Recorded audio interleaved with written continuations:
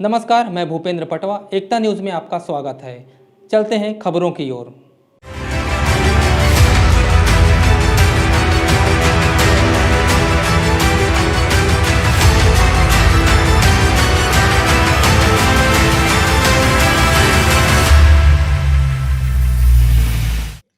जनपद पंचायत धमतरी में सियासी क्रिकेट के रोमांच से भाजपा कांग्रेस के वरिष्ठ नेता थर्रा गए हैं। इस जनपद में दूसरी बार अध्यक्ष रन आउट हो गई। इसके पहले भी अध्यक्ष के लिए सदस्यों ने अविश्वास प्रस्ताव लाया था, जिसमें पूर्व अध्यक्ष को हटना पड़ा था। लेकिन इस बार 19 सदस्यों ने मिलकर प्रस्ताव लाया है।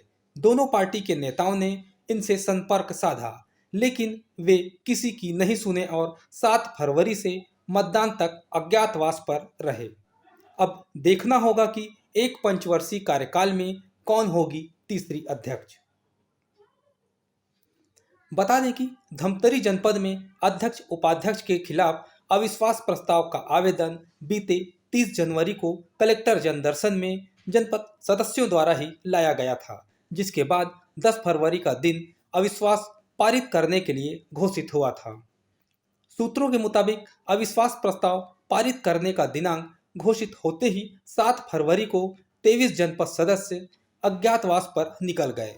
अज्ञातवास पर निकलने के बाद शहर में अनेक चर्चाएं होने लगी। 9 फरवरी की रात लगभग 2 बजे धमतरी पहुंचने के बाद शहर के मराठा मंगल भवन जनपद पंचायत सदस्य रुके थे। ये जो तस्वीर आप टीवी स्क्रीन पर देख रहे हैं, ये शहर के मंगल भवन से जनपद पंचायत के लिए रवाना होते समय की है। अविश्वास प्रस्ताव पारित करने के लिए लगभग 1:30 बजे जनपद के एक अध्यक्ष में मतदान चालू हुआ।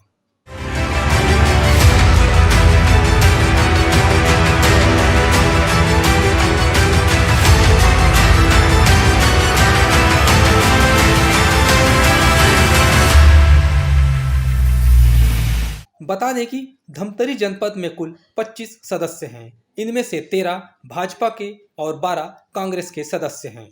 पहले अध्यक्ष का पद भाजपा के पास था, लेकिन बीच में कांग्रेस ने जोड़ तोड़कर अविश्वास प्रस्ताव लाया और अध्यक्ष की कुर्सी हथिया ली और भाजपा के पास उपाध्यक्ष का पद ही रह गया था। अब की बार सियासी गणित थोड़ी अलग है। 19 सदस्यों ने कलेक्टर को आवेदन देकर अध्यक्ष और उपाध्यक्ष दोनों के खिलाफ अविश्वास प्रस्ताव लाने की अनुमति मांगी।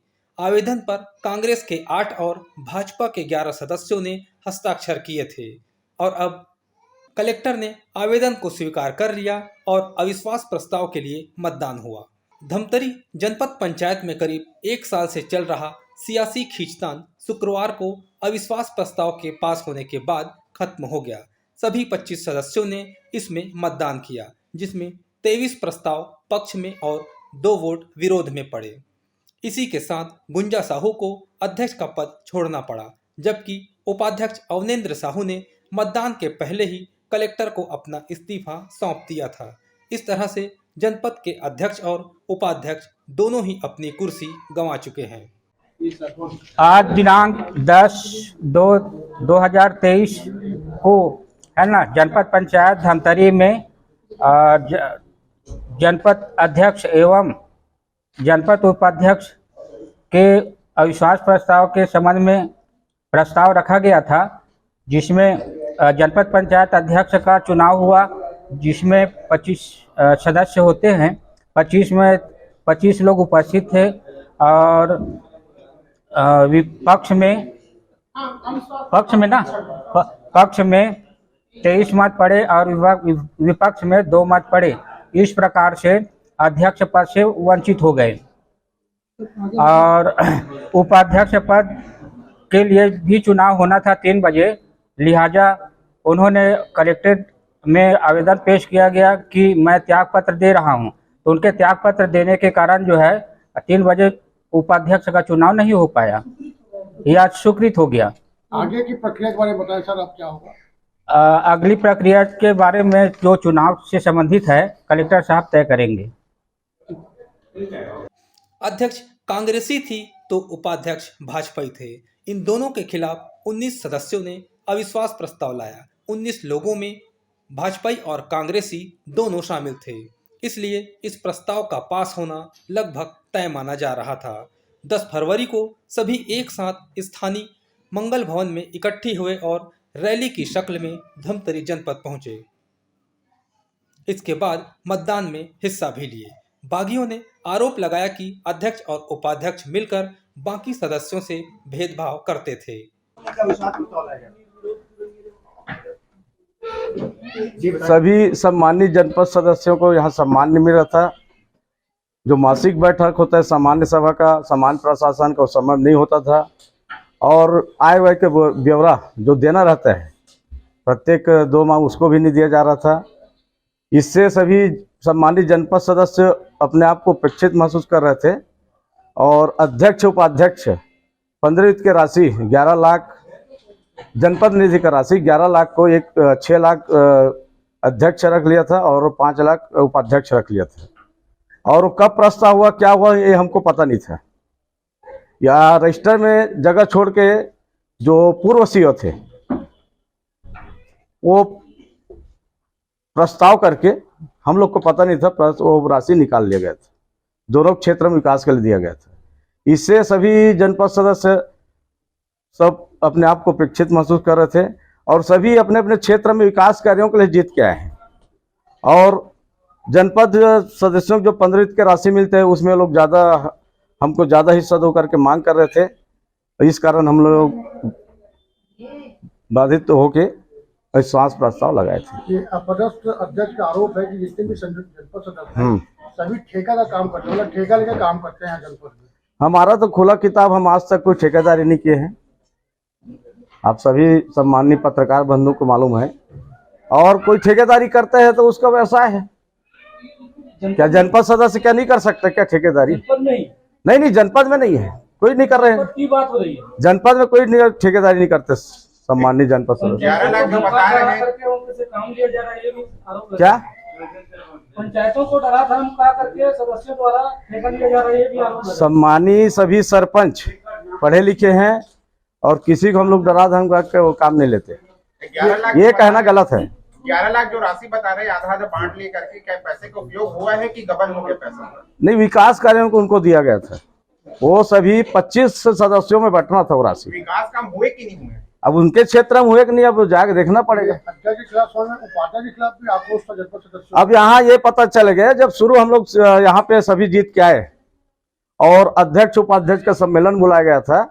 अब उपाध्यक्ष अभी उसके पक्ष मोड़ दिया है तो यही साबित हो गया उस समय भी हमारे अध्यक्ष के खिलाफ उसने क्रॉस वोटिंग किया था, इसीलिए हम 12 हो गए थे और उपाध्यक्ष 15 वोट कैसे पा गया था, इससे साबित हो गया है।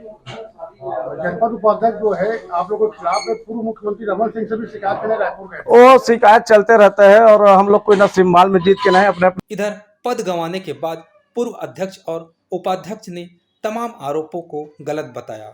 इस्तीफा देने के बाद उपाध्यक्ष ने कहा कि भारतीय जनता पार्टी के जनपद पंचायत सदस्यों ने वोट देकर उन्हें उपाध्यक्ष पद पर बिठाया, लेकिन 3 साल बाद धमतरी कलेक्टर के पास अविश्वास प्रस्ताव लाया गया जिसमें 19 सदस्यों ने हस्ताक्षर किए थे। अविश्वास प्रस्ताव के बाद 23 सदस्यों में से भारतीय जनता पार्टी के सभी जनपद सदस्यों को बातचीत की गई, लेकिन वे नहीं माने। भारतीय जनता पार्टी के द्वारा बैठक भी रखा गया जिसमें जनपद पंचायत के भाजपा सदस्य नहीं पहुंचे। पार्टी के निर्णय अनुसार आगे कार्य करेंगे। देखिए, मैं जनपद क्षेत्र 11 जो कि डोनर क्षेत्र से मैं भारतीय जनता पार्टी ने मुझे अधिकृत किया था और वहां से चुनाव जीतने के बाद भारतीय जनता पार्टी ने मुझे उपाध्यक्ष पद का उम्मीदवार बनाया था, जिसे हमारे सभी भारतीय जनता पार्टी के सभी सदस्यों के द्वारा मुझे वोट देकर के विजय बनाया और मैं जनपद पंचायत उपाध्यक्ष के पद पर निर्वाचित हुआ था। आज 3 साल बाद आज 1 हफ्ता पहले माननीय कलेक्टर महोदय के पास भाजपा के 12 सदस्य और कांग्रेस के 11 सदस्यों द्वारा अविश्वास प्रस्ताव लाया गया था, जिसमें 19 का साइन था लेकिन सहमत 23 लोग थे।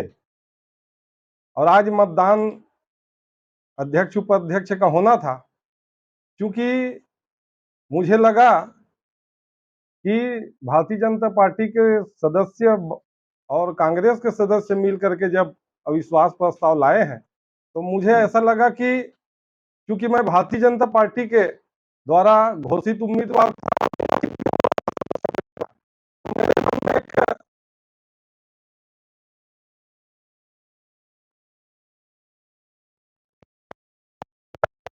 बाद में सभी से मुलाकात किया कि जो भी गलती हुआ होगा उसको सुधारा जा सकता है, लेकिन कोई मानने के लिए तैयार नहीं हुआ।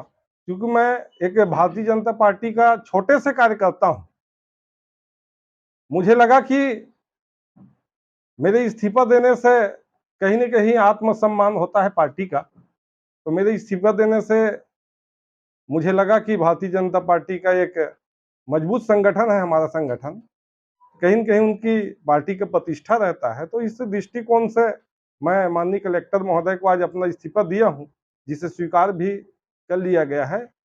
बड़ा सवाल ये है कि ज्यादा सदस्य बीजेपी के पास हैं, पार्टी की इसमें क्या भूमिका है? क्या पार्टी की तरफ से सदस्यों को ये व्हिप वगैरह जारी नहीं किया गया कि आपके पक्ष में मतदान करें? देखिए, वो पार्टी सभी सदस्यों से बात किया है, लेकिन ऐसी क्या मामला है जो सदस्यों द्वारा पार्टी के बैठक में नहीं जाना, ये सदस्य लोग ही बता पाएंगे। आपने बैठक ली थी क्या? बैठक बुलाए थे सभी सदस्यों का, लेकिन सभी 23 लोग मिल करके कहीं अज्ञातवास में चले गए थे, इसलिए उपस्थिति उनकी नहीं हुई होगी। भाजपा और कांग्रेस दोनों के सदस्य शामिल है, तो क्या किसी तीसरे पक्ष की साजिश इसमें लगती है या स्वाभाविक जो सामने दिख रहा है वही बात? देखिए, वो तो 23 लोग ही बता पाएंगे कि साजिश क्या है। जहां तक लगता है कि हो सकता है हमसे कुछ गलतियां हुई होगी, लेकिन इसका स्पष्टीकरण न सदस्य दे पा रहे हैं। पूर्व अध्यक्ष गुंजा साहू ने बताया कि अविश्वास प्रस्ताव लाने का कारण तो सदस्य ही बता पाएंगे। उन्होंने कहा कि हमेशा भाजपा की हो या कांग्रेस की, सभी सदस्यों को वह अपने साथ लेकर चली और सभी गतिविधियों को साथ मिलकर करते थे।